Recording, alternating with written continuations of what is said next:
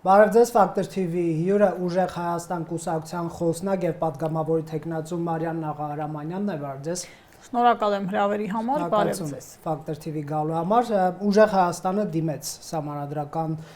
դատարան, պահանջելով անվավեր ճանաչել ընտրությունների արդյունքները կամ նշանակել ընտրությունների երկրորդ փուլ, եւ սա այն դեպքում Տիկին Ղարամանյան, երբ որ ձեր քաղաքական ուժը իրավապահների կողմից ամենաշատ մեղադրվածն է, այսպես ասենք, ընտրակաշառք բաժանելու կամ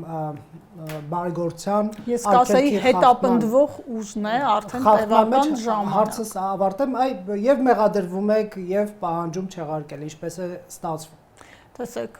ես գամ մի փոքր ավելի հեռվից եւ խոսեմ ոչ միայն բուն նախընտրական գործընթացի մասին, այսինքն մայիսի 8 եւ հաջորդած ժամանակահատված, այլ դեռևս մինչ ընտրական գործընթացի մասին, որովհետեւ ընտրական այս ամբողջ process-ը մենք պիտի վերցնենք իր ամբողջ համատեքստով։ Ամբողջ մինչ ընտրական գործընթացը ուժեղ Հայաստան կուսակցության քաղաքական մեկնարկից ի վեր արդեն որպես հենց կուսակցություն դուք գիտեք, որ այս իշխանությունները ուղղորդված համակարգային հետապնդումներ են սկսել մեր ուժի ներկայացուցիչների նկատմամբ, դե հայտնի փաստ է, որ մեր կուսակցության նախագահը Սամվել Կարապետյանը մինչև այսօր շարունակում է գտնվել ապօրինի կալանքի տակ։ Այսինքն մենք այն ուժն ենք եղել, որը աննախադեպ, անհավասար պայմաններում է մասնակցել ընտրությանը։ Իսկ իմ հարցին ինչ կասեք։ Սպասեք, կգամ հերթով, կգամ նաև դրանը։ Մեր ուժի ղեկավարը զրկված է եղել հնարավորությունից հավասար պայմաններում ամբողջ այդ նախընտրական գործընթացին մասնակցել։ Բուն նախընտրական գործընթացի մեկնարկից տոտալ համակարգային հետապնդումներ են սկսվել մեր գրեթե բոլոր մարզային գրասենյակներում։ Արդեն մեզ համար զարմանալի չէր, որ պայմանական այսօր մտել են Արտաշատի գրասենյակ, վաղը մտնելու են Շիրակ, հետո Լոռի ու այդպես շարունակ։ Սա ուղղակի համակարգված հետապնդում էր, քաղաքական հետապնդում էր, ընտրություններին մասնակից ամենամեծ ուժին այլընտրանք եւ փոփոխություն բերելու ունակ ամենամեծ ուժին ճնշելու համար։ Բուն ընտրական գործընթացը անցել է լայնամասշտաբ զանգվածային ու համակարգային խախտումներով եւ հենց այդ խախտումները հիմք են հանդիսացել, որպիսի այդ թվում մեր ուժը ներկայացնի բողոք սահմանադրական դատարան եւ պահանջի չեղարկել ընտրությունները կամ նշանակել երկրորդ փուլ։ Չանդրադարձակ ձեր դեմ մեղադրանքներին կոնկրետացրեք, այո, մեղադրանքները եկեք կոնկրետացնեմ, որ դուք պատասխանեք, հա, օրինակ հակակոռուպցիոն կոմիտեի տվյալներով 67% ընտրակաշառքների բաժանման։ Այո, մենք ամեն օր նման մի հաղորդագրություն տեսնում ենք։ Տեսեք, այդ դուք ոնց եք երաշխավորում, որ դատարաններում մարդիկ չեն գնալու ցուցմունք տան, որ ուժեղ Հայաստանից այսինչ մարդ, այդ ձեր ասած գրասենյակների այսինչ պատասխանատուն, մեզ կաշառք է տվել, մեզ հետ քննարկումների մեջ է մտել, դուք ոնց եք երաշխավորում, արդյոք ցուցմունքներ չեն լինելու։ Գիտեք, ներդրված մարդիկ կարող է գնան ու ցուցմունք տան, որ դուք կաշառք եք բաժանել։ Ես չեմ բաժանել, մեր ուժի որևէ ներկայացուցիչ չի բաժանել։ Պարոն Կարապետյանը երեկ իր ասուլիսում հայտարարեց, թե կաշառք բաժանողը եթե հանդես կգա ուժեղ Հայաստանի անունից ով է, կարծում եմ դուք լսել եք, շատ դիպուկ բնութագրում տվեց պարոն Կարապետյանը, գանք հակակոռուպցիոն կոմիտեի ձայնագրություններին, ես առիթ ունեցել եմ, այո, հենց նոր կարդում էի, եւս մի հաղորդագրություն եղավ, ես առիթ ունեցել եմ ձեր տաղավարում անդրադառնալու դրան, կարկատած ձայնագրություններ են, այդ ձայնագրություններում պարզ կենցաղային հարցերը ներկայացվում են որպես ընտրակաշառքի ինչ-որ դրսևորումներ կամ խոստումներ, աշխատավարձը, գրանցված օրինական աշխատավարձը ներկայացվում է որպես ընտրակաշառք, գիտեք, սննդի հետ կապված զրույցը բարեկամական կապ ունեցող մարդկանց աներոջ եւ փեսայի միջև ներկայացվում է որպես ընտրակաշառք, զավեշտ է այդ քյաբաբի պատմությունը, գիտեք, ամենադիպուկն է եւ ներկայացնում է այս ամբողջ գործընթացի ողջ պերճանքն ու թշվառությունը։ Այս քյաբաբի պատմությունը չի, նորից եմ կրկնում, այո, քննարկումներ կան, նորից եմ կրկնում, աշխատավարձերը ներկայացվում են որպես ընտրակաշառքի դրսևորում։ որումներ, տարբեր կտորներ կպցնում են իրար եւ ասում են իրենց ուզած կոնտեքստով խոսույթը այսօր կարծում եմ ով գոնե դուք լինելով լրատվության ոլորտում չեք կասկածում տեխնիկական միջոցների եւ տեղեկատվական տեխնոլոգիաների օգտագործմամբ տարբեր ձայնագրությունների ստացման, գիտեք, ես չեմ կարող գնահատել, նորից եմ ասում, կոնտեքստից կտրված խոսակցություններ են, էլի հիշեցնեմ, սրանից առաջ, կարծեմ հենց ձեր տաղավարում նորից հիշեցրել եմ, այն ուղեցույցը, որը սպրդել էր մամուլ, թե ինչպես պիտի ուժեղ Հայաստանի դեմ տեղեկատվական պատերազմ սկսել, պայքար սկսել, այդ թվում օգտագործել հատուկ ցուցումներով ձայնագրությունների մեխանիզմները ու հենց դա է ձեր կուսակցության ղեկավարությանը չի հասնի մեղադրանքների այս կծիկը գիտեք այս երկրում տեսեք մենք խոսում ենք ժողովրդավարության հետ առնչություն չունեցող այո Դավիթ Ղազինյանը հիմա կալանավորված է Դավիթ Ղազինյանի գործի մասով փաստաբանները առիթ ունեցել են ներկայացնել դիրքորոշումներ այդ ձայնագրության մեջ հնչող անունը Դավիթը իր հետ կապ չունի եւ նորից եմ կրկնում մենք գործ ունենք ուղղորդված համակարգային քաղաքական հետապնդումների հետ սրանք ուղղակի բառեր չեն որ ես ասում եմ սրանք կոնկրետ իրականությունը արձանագրող ձևակերպումներ են այս իշխանությունը իդեմս Նիկոլ Փաշինյանի փորձում է քրեական հետապնդումների միջոցով ըստ իրեն ճնշել իրեն այլընտրանք հանդիսացող հիմնական ուժին։ Շատ լավ, տեսեք, Սահմանադրական դատարան է դիմել նաև հանուն հանրապետության կուսակցությունը վիճարկելու ոչ միայն քվեարկության բուն արդյունքներ, այլև արդյունքը ձևավորած միջավայրը կարծես ձեզ են թիրախավում կնեք ես հնչեցնեմ, պարզել արդյոք բացահայտված ընտրակաշառքի դեպքեր եղել են մեկուսի դրվագներ, թե գործել են ընտրողի կամքի վրա ազդելու համատարած մեխանիզմ, սա դիտարկել ազգային անվտանգության հարց գնահատելով օտարերկրյա կենտրոններից ուղղորդվող ֆինանսական քարոզչական ճնշումները, չունեք մտավախություն, որ ձեր ստացած մանդատները հայտնվեն վտանգի տակ նաև այս դիմումի ես հանուն հանրապետության կուսակցությանը հորդորում եմ մի հայցել ներկայացնել պետական մակարդակով իրականացված ընտրակաշառքի դրսևորումները բացահայտելու համար, օրինակ գնալ Սուրեն Պապիկյանի հայրենի Լորիբերդ գյուղ ու հետաքրքրվել, թե այդ ինչպես է ստացվում, որ ընտրությունների նախաշեմին գյուղացիներին հավաքագրում են ու ուզում են տեսնել ով ունի տանիքի խնդիր, որ նորոգ են ու այսպես շարունակ բարեգործություններ են անում, ինչ կազմակերպություններ, հետո համայնքապետարանը հաղորդագրություն է դնում իր Facebook-ի էջում, հետո երբ ԶԼՄ-ները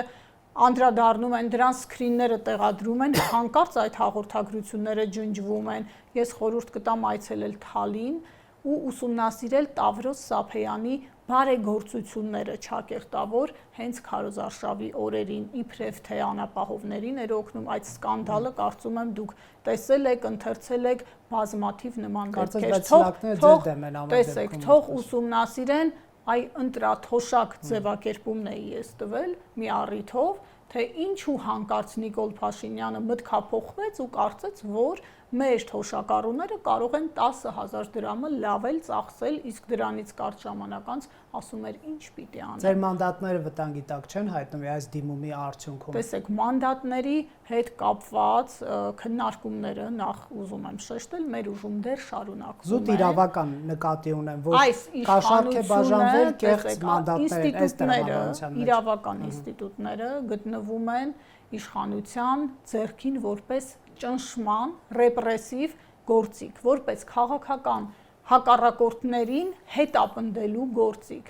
Կենտրոնական ընտրական հանձնաժողովի նախագահը Նիկոլ Փաշինյանի ընտանեկան թերթի երկարամյա աշխատակիցներ եւ նրան շատ մտերիմ ու հավատարիմ անձ, այսինքն ԿՀ-ն եւ իդեպ նաեւ ՔՊ անդամ էր նախկինում։ Հետևաբար ակնկալել, որ այս ինստիտուտները անկախ դիրքորոշումներ են հայտնելու, եկեք հավատանք իրատեսական չի, մենք նման ակնկալիք չունենք, բայց մենք Սդից ակնկալիք չունեք, բայց դիմում եք։ Սդից ակնկալիքը հետևյալն է, մենք ակնկալում ենք, որ ՍԴ կազմը պիտի իրողություններին նայի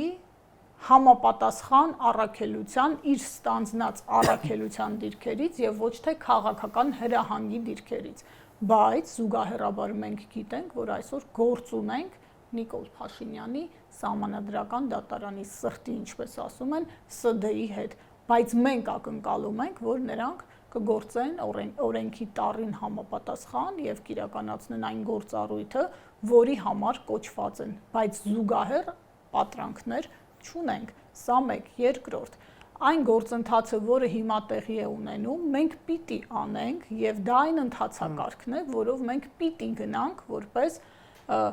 օրենքի տառին համահունչ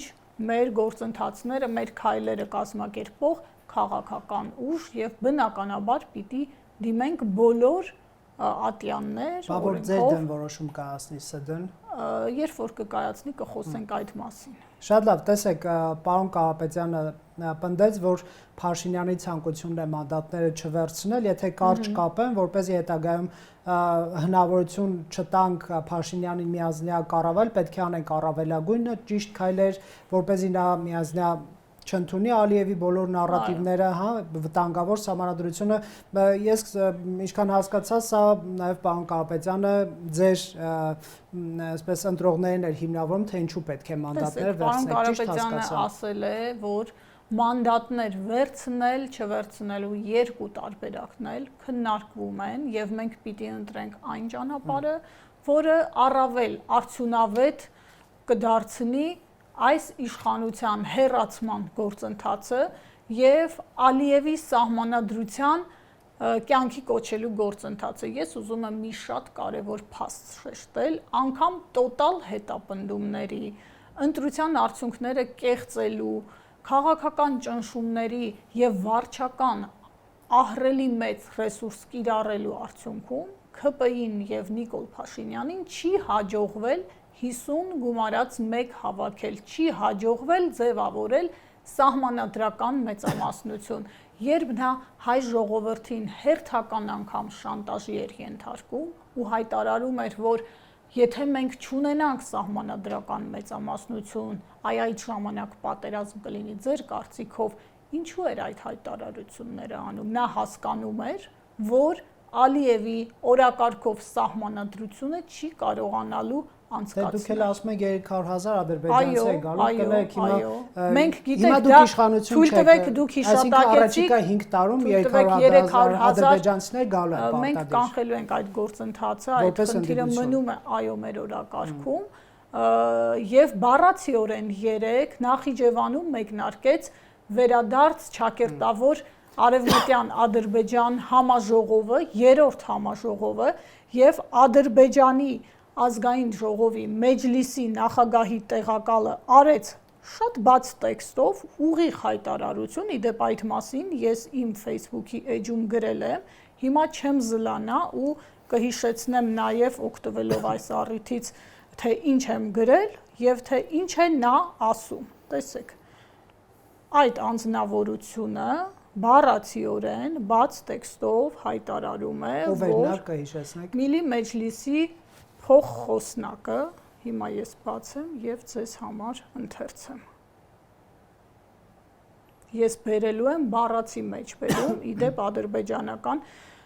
Report.az պետական ֆինանսավորում ունեցող լրատվամիջոցն է մեջ բերում նրա խոսքերը։ Զիաֆետ Ասկերով նա այդ համաժողովին հայտարարում է, որ իրենց բնիկ տարածք պիտի վերադառնան այսպես կոչված արևմտյան ադրբեջանցիները։ Նա հայտարարում է, որ դա առանցքային խնդիր է։ Այդ նույն համաժողովին հնչում է տեսակետ, որ այսպես կոչված վերադարձի օրակարգը ռազմավարական նախագիծ է Ադրբեջանի համար։ Դավիթ Ղազինյանը, երբ որ այստեղ հարցազրույցի էր, ինքը ասաց, որ գալով իշխանության Արցախցիների վերադարձի հարցը օրակարգում եք դնելու։ Մենք սա ենք դնում, նրանք նա են դնում։ Տեսեք, դա Նիկոլ Փաշինյանի թեզն է, որով նա փորձում է հայ հասարակությունից թաքցնել այն օրակարգը, այն ծրագիրը, ես շեշտում եմ, պետական մակարդակի բարձրացված, որը այսօր, հենց այսօր, երբ մենք խոսում ենք, շարունակում է սպասարկել Բաքուն։ Այդ համաժողովը երկօրյա էր հունիսի 18-ից 19-ին այս օրերին, այս րոպեներին ընթանում է եւ այնտեղ հնչում են հայտարարություններ։ Դրանք հնչում են պետական պաշտոնյաների մակարդակով, համալսարանների ռեկտորների մակարդակով, դա պետական քաղաքականություն է։ Ինչ վերաբերում է զուգահեռելուն Արցախահայերի վերադարձին, մենք գործ ունենք տրամաբանորեն տարբեր խնդիրների հետ, միմյանց հետ առհասարակ մեզ համար են տարբեր, նրանց համար տարբեր չի։ Իրենք շատ բան կարող են ասել, Արցախը իրենց տարածքն են հավանում, ասում կարևորը այն է, թե Հայաստանի իշխանությունը ինչպես է արձագանքում այդ օրակարգերին, իսկ մենք տեսնում ենք, որ նրանք ուղղակի լուռ են, որևէ կերպ չեն արձագանքում։ Փաշինյանը ասաց, ես երաշխավորում եմ, իմ օրոք նրանք չեն վերադառնալու Հայաստան։ Գիտեք, Նիկոլ Փաշինյանը այնքան բան է երաշխավորել ու 1 ժամ հետո դուրս եկել ուղիղ եթեր եւ ինքն իրեն հերքել։ Ուրեմն թող արձագանքեն Նախիջևանում այս օրերին ընթացող այսպես կոչված արևմտյան Ադրբեջան վերադարձի 3-րդ համաժողովին հնչած ուղերձներին եւ Ալիևի երեկվա հայտարարություններին, էլի մեղադրանքների ու սպառնալիքների տարափեր, իբրև թե հայկական կողմը ադրբեջանական մզկիթները ոչնչացրել են, տեղանասունները պահելու այսպես շարունակ։ Եվ ես ուզում եմ շեշտել, որ պաշտոնական Բաքուն իբրև խաղաղության նախապայման է համարում հենց այսպես կոչված վերադարձի թեզը։ Մեր հասարակությունը պիտի իմանա, թե ինչի հետ գործ ունի։ Տեսեք, ասացիք կանխելու են 3000 ադրբեջանցիների գալը որպես ընդդիմություն, ինչպես։ Տեսեք, կանխելու ենք, դուք հիմա բառը ֆիքսում եք, կանխելու ենք նախ իրազեկել, տեղեկացնել մեր հասարակությանը։ Ընդդիմության դիրքերից ո՞նց եք դա անելու, որովհետև դուք իշխանության չեք եկել։ Մենք մեր օրակարգում չենք փոխել, տեսեք, դուք եթե ուշադիր լսել եք պարոն Կարապետյանի հարցազրույցը, նա նշեց, որ Նիկոլ Փաշինյանի հեռացումը շարունակում է մնալ թիվ 1 հարցը մեր օրակարգում։ Հետևաբար այդ հարցը փակված չի, ավելին դուք ինչպես լսեցիք, նա խոսեց համախմբման մասին, հետևաբար քաղաքական գործընթացները դեռ առջևում են, սա մեկ, երկրորդ։ Ինչու ենք խոսում այս խնդիրների մասին, որովհետև մեր հասարակության մի մասը խաբկանքի մեջ է եւ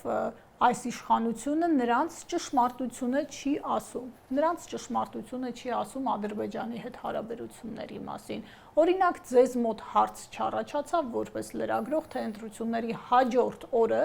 Հիկմետ Հաջիևը ինչ հարցեր էր քննարկել Ես մինչև առաջնային աղբյուրի հետ զրույց չունենամ, չեմ կարող գուշակել։ Կարծում եմ դուք հարցեր կունենաք աղքին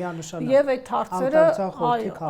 այո, կարծում եմ հարցեր կունենաք եւ կարծում եմ կհարցնեք։ Տարօրինակ չէր արդյոք, որ հենց Ադրբեջանի նախագահի խորհրդականը ընտրություններից հետո այցելեց Հայաստան, զբոսնեց Դիլիջանում, իդեպ որտեղ մեծ ներդրումներ է արել Ռուբեն Վարդանյանը, որը Բաքվում գերության մեջ է պահվում։ Փաշինյանը բայց ասեց, պատերազմի ռիսկերը կառավարել 500,000 մարդ ընդդիմությանը ձայն է տվել, իսկ ըստ Փաշինյան մեկնաբանության Ադրբեջանի ինչ որ մի մասսա, հանրության կամ քաղաքական գործիչների դա կարող է ընկալել որպես ռևանշիզմին աջակցություն, ձեզ ընտրել են, դուք ռևանշիստ եք, այսինքն տնային աշխատանք են ստացել, իրեն ձայն չտված 500,000 քաղաքացիների նկատմամբ հետապնդումներ սկսելու, անհատական մակարդակով, ինչի ակնարկը նա տվեց, գիտեք, վիրավորանք է հասարակության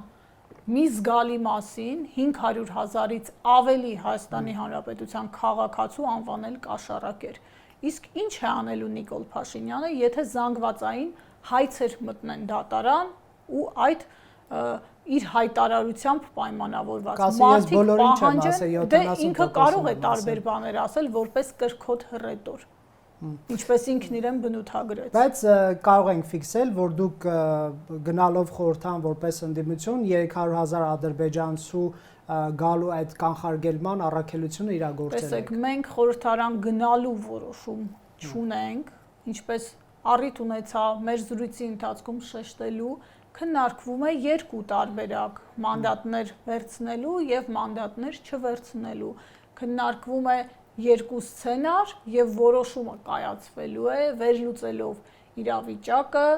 ավելի հեռանկարային դիտարկելով հարցերը եւ կայացվելու է այն որոշումը, որը բխելու է մեզ վստահություն հայտնած 340,000-ից ավելի քաղաքացիների քվեից եւ եթե հանրագումարի վերցնենք առհասարակ ընդդիմադիր հանրության շահերից ու այն օրակարգից, որը նորից շեշտեմ չի փոխվել, դա Նիկոլ Փաշինյանի հեռացումն է։ Տեսեք,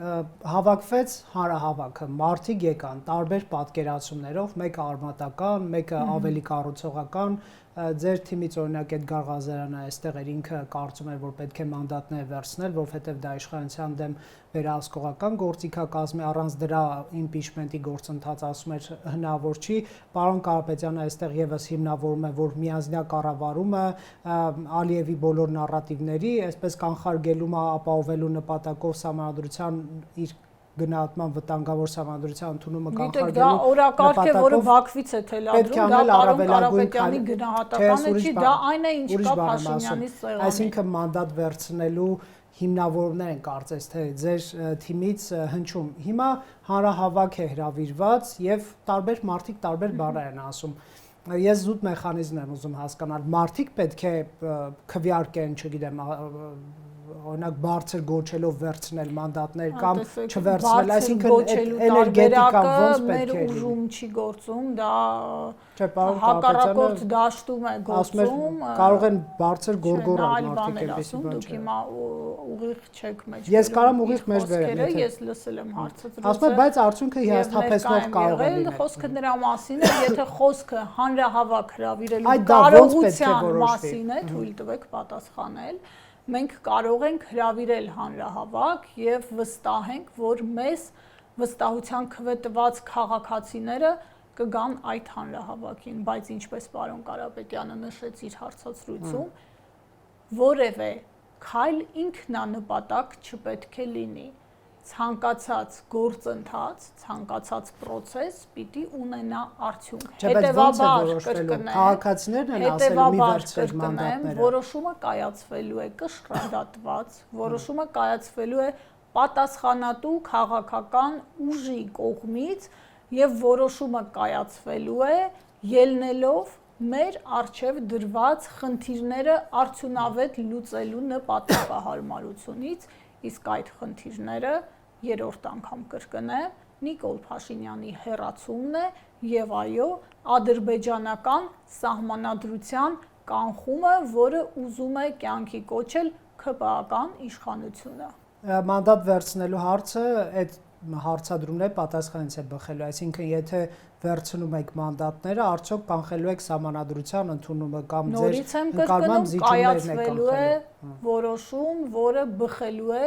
մեր արժև դրված խնդիրները արդյունավետ լուծելու լոգիկայի տրամաբանությունից։ Հիմա դուք որքան ուզում է ինձ նույն հարցը տակ, Ես համոզված եմ, որ դուք վերցնելու եք, որովհետև նախնական հռետորաբանությունը վերցնելու մասին է։ Սցենարները քննարկվում են, բառացիորեն երեք իր հարցազրույցում ասել է պարոն Կարապետյանը, հետևաբար հորդորում եմ զինվել համբերությամբ եւ սպասել քաղաքական գործընթացների տրամաբանությանը եւ ուզում եմ հիշեցնել, որ այսօր մուտք է արվել մեր բողոքը սահմանադրական դատարան, որտեղ պահանջվում է չեղարկել ընտրությունների արդյունքները կամ նշանակել երկրորդ փուլ։ Ինչու երկրորդ փուլ, որովհետև Նիկոլ Փաշինյանին չի հաջողվել կեղծիքների, վարչական ռեսուրսի եւ հետապնդումների միջոցով 50 գումարած 1 ձայներ ստանալ։ Եթե հավաքական ընդդիմությունից 12% շատ ձայն է հավաքել, եթե հավաքական ընդդիմության ձայներին գումարում ենք նաև ընտրությանը չմասնակցած մարդկանց ձայները, թիվը ավելի ես ընդհանուր հանրային տրամադրություններն եմ, ես կամ Հայկ Մարությանի ձայները ձեզ եք գումարում, թե ներկայացնում եմ ընդհանուր հանրային տրամադրությունները։ Ես ձեզ ներկայացնում եմ այն փաստը, որ Նիկոլ Փաշինյանը չի հաղթել այս ընտրություններում։ Նա չի լուծել իր առջև դրված խնդիրը։ Նա չունի, այո, մենք չենք հաղթել, բայց Նիկոլ Փաշինյանն էլ չի հաղթել։ Ոնց չի հաղթել։ Նա չունի սահման։ Քվեարկածների ուղիղ կեսը նրանց են քվեարկել։ Մաթեմատիկա անենք եւ հենց հիմա գումարենք նաև ձայները փոշիացրած ուժերին տրված քվեները։ Մի րոպե, լավ տեղեկ։ Հանրությունը Նիկոլ Փաշինյանին չի տվել այդ անսահմանափակ իշխանությունը, որը նա ուզում է Ալիևյան սահմանադրությունը անցկացնելու համար։ 2/3-ը ճիշտ եք ասում, բայց մեծամասնությունը ստացել է։ Եթե հաղթել է։ Այդ ջղած ձգումները, այդ հայտարարությունները ինչի համար են։ Հաղթող մարդը ձեր կարծիքով իրեն այդպես է պահում։ Նա կրկոտ է Տիկին Ղահարյանը։ Եվ մի կարևոր արձանագրում էլ չխոսեցինք այս մասին, գիշերվա ժամը 2-ին կենտրոնական ընտրական հանձնաժողովը կանգնեցրեց ուղիղ հեռարձակումը եւ ապա Նիկոլ Փաշինյանը դրանից առաջ ցուցումը տվեց այդ տխուր դեմքերով իր ասուլիսին եւ որտեղ 10% էր ընդհանրապես ձայների հաշվարկը եւ այդ փուլում նա արդեն հայտարարեց որ հաղթել է եկեք արձանագրենք իրողությունները եւ անենք համապատասխան հետեւություններ։ Լավ, ձայների փոշիացումից խոսեցիք։ Դուք մեղավորություն զգում եք ընդդիմության ձայների փոշիացման մեջ։ Լևոն Զուրաբյան, Էդմոն Մարուկյան եւ տարբեր ուժեր ձեզ հետ բանակցեցին եւ դուք որոշեցիք համարյա թե առանձին գնալ, այսինքն կուսակցությունների հետ եք դաշինք կնքել, որոնք առանձնապես քաղաքական անցյալով աչքի չեն ընկնում։ Այդպես դասական քաղաքական գործիչներ էլ չեն, սա մեղադրական ամենևին հարգանքով եմ ասում այդ մարդկանց նկատմամբ եւ քաղաքական մեծ կոալիցիա չկազմվեց սև ու սպիտակի տրամաբանություն ամեն դեպքում չմտավ այս խորհրդան տրամաբանությունը այլ ուժի տրամաբանությունն է դե դուք հասկանում եք ինչ եմ ասում մենք այդ հարցի պատասխանը տվել ենք երբ խոսում էինք այն ձևաչափի մասին որով մասնակցել ենք ընտրություններին մենք դաշինք ենք կազմել նոր ուժերի հետ, դաշինք ենք կազմել այն ուժերի հետ, որոնք կիսել են մեր մոտեցումները, մեր գաղափարները, ինչ վերաբերում է ձեր հարցադրմանը, պարոն Կարապետյանը խոսեց այդ մասին, խոսեց եւ նշեց, որ ընդդիմադիր դաշտի փոքր ուժերը թույլ են տվել գուցե չհաշվարկված, գուցե սխալ մոտեցում եւ փաստորեն հանդիսացել են ձայները փոշիացնողի կարգավիճակում գտնվող ուժեր, որովհետև չեն կարողացել սահմանված շեմը հաղթահարել։ Հիմա Սամվել Կարապետյանը հայտարարել է ընդդիմադիր դաշտի համախմբման մասին, խոսել է այն մասին, որ չէ, դուք առաջ եք ընկնում իրադարձություններից, ես կարծում եմ, որովհետև քաղաքական գործընթացները տարբեր զարգացումներ կարող են ունենալ եւ ամենակարևորը հանրությունը այսօր ցավոք եմ ասում, սա բաժանված է, բևեռացված է եւ այս ընտրությունների արդյունքները եւս մեկ անգամ ապացուցեցին դա։ Հանրության կեսը ուղղակի չի վստահում Նիկոլ Փաշինյանին, չի վստահում նրա այդ հարցը թե այդ կեսի որ մասն է վստահում, որովհետեւ վարչական ռեսուրսի տոտալ կիրառում եւ ընտրակեղծիքներ են տեղի ունեցել, թափանցիկ ծրարներ գյուղերում, ԿՊԱ-ական Սերգեյ Բագրատյանը ահազանգերը հնչել էին ամբողջ ընտրական օրվա ընթացքում շրջում էր տեղամասերով եւ վերակացուի դերեր ստանձնել տեսանյութերը կան տեսեք դա ռեսուրս է դա վարչական ռեսուրս է որ գյուղում համայնքում բնակիչներին ճնշում է գործադրվում թափանցիկ ծրարը որի նկարները կարծում եմ դուք եւս տեսել եք ընտրության օրը ուղղակի բաց քվեարկությանը հավասար մի բան էր, որովհետև ամբողջությամբ երևում էր, թե որ համարին են տվել մարդիկ իրենց քվեն այդ ամենը հենց վարչական ռեսուրսի կիրառումն է։ Մի հարցելու ամփոփել։ Եվ ամենակարևորը այս իշխանությունը գնաց աննախադեպ քայլի ընտրությունների արդյունքներից հետո, հրապարակումից հետո փաստացի դուրս թողեց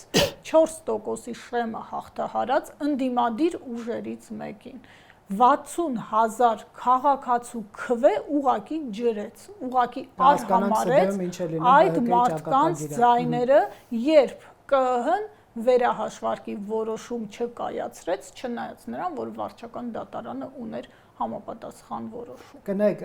այս հարցը ամփոփիչ որպես պարոն Կարապետյանը ասում էր, որ արտաքին որևէ ուժից աջակցություն չենք ստացել, իսկ ինչով էր զբաղված Վլադիմիր Պուտինը Փաշինյանի հետ։ Ես կարծում եմ դուք պարոն Պեսկովին կարող եք հարցնել, թե ինչով էր զբաղված Վլադիմիր Պուտինը։ Պարոն Կարապետյանի համար չէր միջնորդում, որ թույլատրվի նրան մասնակցել։ Այդ հայտարարությունը մենք առիթ ունեցել ենք մեկնաբանելու, այդ հայտարարությունը այն մասին էր, որ Հայաստանում պիտի հավասար պայմաններ ապահովված լինեն։ Ձեզ չէր աջակցում, պարոն Կարապետյան, նորից եմ խոսում, հավասար պայմաններ ապահովելու մասին հայտարարություններ եւ հայտարարություններ այն մասին, որ Հայաստանը, կարծում եմ, այդպես եմ մեկնաբանում, որ չպետք է գնար այն ճանապարհով, որով այս իշխանությունը գնում է։ Դուք գիտեք, որ տոտալ քարոզչություն է հակառուսականության եւ իրենք տարբեր մանիպուլյացիաներով այդ քարոզչությունը իրականացնում են ու դրա զոհը այսօր Հայաստանում պտուղ բանջարեղեն արտադրող գյուղացին է, ծաղիկ արտադրող տնտեսվարողն է։ Դուք տեսնում եք, թե այս օրերին ինչ խայտառակ վիճակում է գտնվում մեր գյուղացին, մեր ֆերմերը եւ մեր տնտեսվարողը ու ներողություն այստեղ այո, սա մեր քաղաքական ուժին աջակցություն չենք գնահատում, սա այն իրողությունների արձանագրումն էր, որը հայ-ռուսական հարաբերություններում արկա է եւ այդ իրողությունները նոր չէ, որ արկա են 18 թվականից քայլ առ քայլ դրանք կուտակվել են եւ արդեն հասել է մի մակարդակի, որից սիրելի հպարտ քաղաքացին է տուժում։ Ես ուզում եմ մի տվյալ ներկայացնել ձեզ, շատ կարճ, ուրեմն Հայաստան-Ռուսաստան ապրանքաշրջանառության առևտրի կշիռը 18 թվականին 26% է եղել, 25 թվականին 36% է եղել, այսինքն Նիկոլ Փաշինյանի իշխանության օրոք խորացել է տնտեսական կախվածությունը Ռուսաստանից։ Տեսեք, խորացել է կախվածությունը, բայց քաղաքական հայտարարությունները ուրիշ բանի մասին են։ Մրգերի 92%-ը այսօր արտահանվում է Ռուսաստան, ծաղկի 93.5%-ը, ալկոհոլային խմիչքների 83%-ը, պահածոների 73%-ը։ Սա ինչու եմ բերում, որ մեզ լսողները հասկանան, որ Փաշինյանի վարած քաղաքականության հետևանքով տուժելու են իրենք, տուժելու է հայ արտադրողը, հայ սպառողը, սովորական մարդը, որին այս իշխանությունը տարբեր հեքիաթներ է խոստանում։ Շնորհակալ եմ, մենք այս թեմայով այսօր քննարկում ունենք, հորդորում եմ դիտել, շնորհակալություն զրույցի համար։ Հրավերի համար։ Factor TV-ում հյուրընկալել ենք Մարիամ Նաղարամանյանին։